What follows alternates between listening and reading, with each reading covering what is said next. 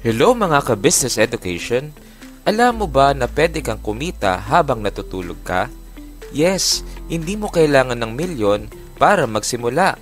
Kung pagod ka na sa cycle ng trabaho, sweldo, bayarin, at walang natira, this video is for you. Dahil ngayong araw, pag-uusapan natin ang 10 passive income kahit wala kang malaking puhunan. Kaya kung gusto mong makalaya sa paycheck to paycheck life, pakinggan mo to hanggang dulo. Passive income number 1, Pag-ibig MP2 Savings Program. Ang minimum investment dito ay 500 pesos per month. Ito ay government-backed, safe at low risk. Ang average annual return nito ay 6% to 7%. So how to start? Mag-register online sa Pag-ibig. Open MP2 account, tapos maghulog monthly kahit maliit. Then after 5 years, withdraw mo na ito kasama ang dividends. Always remember, kung may 100 pesos ka pang milk tea pero wala kang 500 pesos sa future mo, may mali sa priorities mo. Passive income number 2, dividend stocks. Kung gusto mong kumita habang hawak mo pa rin yung puhunan, mag-invest sa blue chip companies na nagbibigay ng dividends. Example companies are SM, Ayala Corporation, PLDT, Globe, and BDO. So how it works? Bibili ka ng shares, then every quarter or year, binibigyan ka nila ng profit share. Kung mas matagal ka nag-invest, mas malaki ang potential earnings dahil sa compounding. Passive income number 3, Bendo Machine. If gusto mo ng business pero hindi na kailangan masyadong bantayan, then Bendo Machine na ang pwede sa'yo. Pwedeng coffee, candies, helmet cleaner, or snacks ang Bendo Machine na pipiliin mo. Always remember na dapat is yung vending machine mo ay kita at dinaraanan ng maraming tao para mas mataas ang potential income nito. Passive income number 4, affiliate marketing. Sa affiliate marketing, hindi ka nagpo-produce ng product pero kikita ka sa bawat sales na madadala mo. So how it works? Mag-sign up sa affiliate program sa Shopee, Lazada, Amazon, and Involve Asia. Kumuha ka ng unique affiliate link. I-promote mo sa Facebook, TikTok, YouTube, or blog.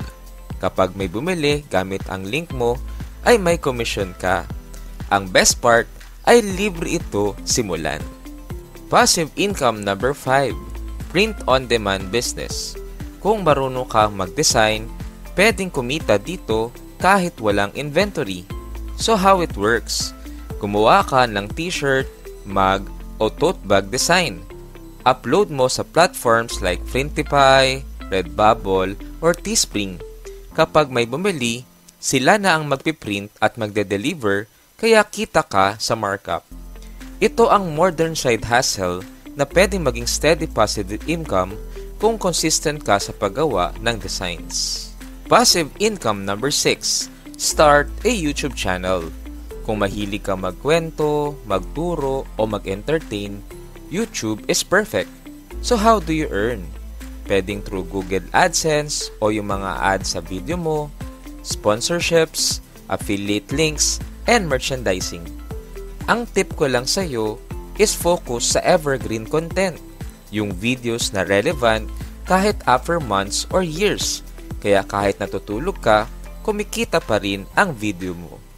Passive income number 7, freelancing with outsourcing model. Step 1, mag-start ka muna mag-freelance. Example is virtual assistant, social media manager, or graphic designer. Step 2, kapag marami ka ng clients, mag-hire ka ng ibang freelancers para gawin ang trabaho. Step 3, ikaw na lang ang magmamanage at kumikita na kahit di ka actively nagtatrabaho. Always remember, huwag kang forever maging empleyado. Gawing negosyo ang skills mo. Passive income number 8, rental business. Hindi mo kailangan bumili agad ng kondo o building para magka-rental income. Pwede kang magsimula sa maliit. Examples are magparenta ng parking slot, magparenta ng extra kwarto, magparenta ng appliances, tools o costume sa Shopee at Facebook Marketplace. Maliit na puhunan lang, pero long-term passive income ang kapalit. Passive income number 9, peer-to-peer lending. Dito, ikaw ang nagpapautang online, pero secured kasi dumadaan sa legit lending platforms. Kapag nagbayad ang borrower, may interest income ka monthly. So where to start? We have Seed-In, Funding Societies, and Blend PH. Pero warning ha, aralin muna bago pumasok at huwag ilagay lahat ng savings mo dito. Passive income number 10, high interest digital banks. Alam mo bang may mga digital banks na nagbibigay ng mas mataas na interest kaysa traditional banks? Examples are CBank which is up to 5%, Maya which is up to 4%, and Tonic up to 6%. Libre lang mag-open, tapos pwede mo ring i-automate ang savings mo.